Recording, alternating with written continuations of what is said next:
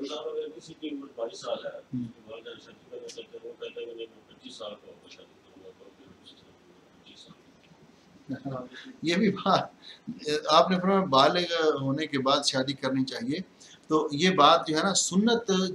پر عمل کرنے کا معنی یہ ہے کہ نبی علیہ السلام کا طریقہ، کہ جو آپ کا طریقہ، آپ نے فرمایا کہ بالغ جب بچہ ہو جائے تو اس کی شادی کر دو، تو یہ حکم ہے آپ کا۔ اگر یہ بات ہے تو پھر 63 سال والی عمر بھی آ جائے گی کہ آپ کی شادی کی عمر اگر 63 سال تھی تو پھر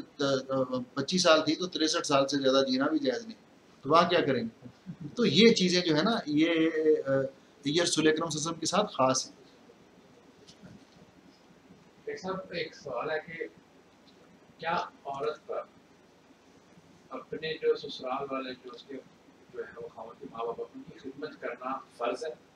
اور اگر وہ کسی وقت کہتی ہے کہ میں بس میں نہیں اب کر سکتی ہوں اور وہ ڈیمانڈ کر دیتی ہے کہ مجھے اب جو ہے وہ دوسرا گھر چاہیے الگ،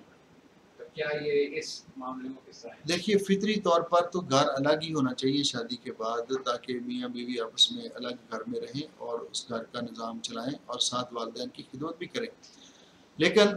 اگر والدین کی خدمت کرنے والا اور کوئی نہیں اور یہی بہو ہے تو اپنی بیٹی ان کی دوسرے گھر میں چلے گی اور اس بہو کو لائے ہیں، تو اس بہو کے لیے اخلاقی طور پر اپنے ساس اور سسر کو ماں باپ سمجھنا اور اسی طرح ان کی خدمت کرنا اس کے لیے اجر و ثواب کا باعث، اور اس کو خدمت کرنی چاہیے۔ یہ بات کہنا قرون اولیٰ کے اندر اس کا کوئی ثبوت نہیں ملتا کہ کسی صحابیہ نے اپنے شوہر کے والدین کی خدمت سے انکار کیا ہو۔ دوسری بات یہ ہے کہ اگر شوہر حکم دیتا ہے اس کو، ٹھیک ہے، کہ میں چونکہ باہر کام کاج کرتا ہوں کماتا ہوں تو میرے والدین گھر میں، آپ نے میرے والدین کی خدمت کرنی ہے، تو شوہر کا حکم ماننا عورت کے لیے ضروری ہے۔ شوہر کا حکم ماننا عورت کے لیے ضروری ہے، اور یہ حکم ایسا بھی نہیں کہ جو خلاف شرع ہے، یہ حکم ایسا بھی نہیں، کیونکہ آخر کسی نے تو بوڑھے وال۔ اور تیسری بات جو ہے اخلاقی طور پر کہ فرض کرو یہ بہو جو ہے یہ صحت مند ہے، نوجوان ہے، کام کاج سب کا اپنے بچوں کو کھلاتی ہے، اپنے شوہر کو کھلاتی ہے،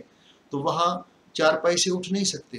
ساس اور سسر وہ پڑے ہوئے تو وہ کہتے ہیں کہ بیٹے ہمیں پانی پلا دو، تو یہ اگر بہو نہ بھی ہو تو باہر سے کسی کو آواز دیں گلی سے تو آ کر پانی پلا دے، جو اس کو ثواب ملے گا کہ نہیں ملے گا؟ تو کیا کوئی نہ بھی ہو، اپنا باپ سسر کچھ بھی نہ ہو،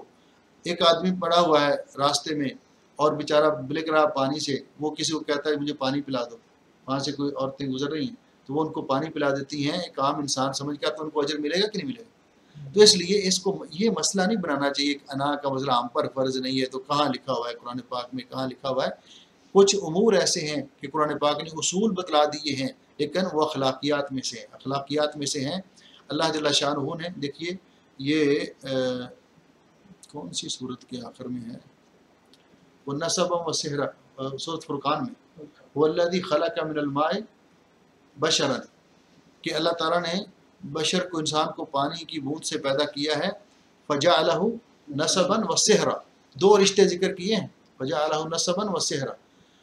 نسبی رشتہ بھی اور سسرالی رشتہ بھی۔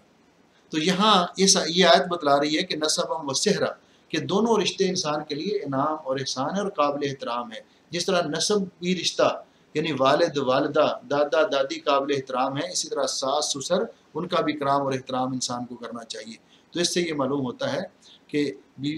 ایسا جذبہ ہونا چاہیے، اور یہ اس کے ساتھ گھر کا ماحول بھی ٹھیک رہے گا، شوہر بھی خوش رہے گا، اور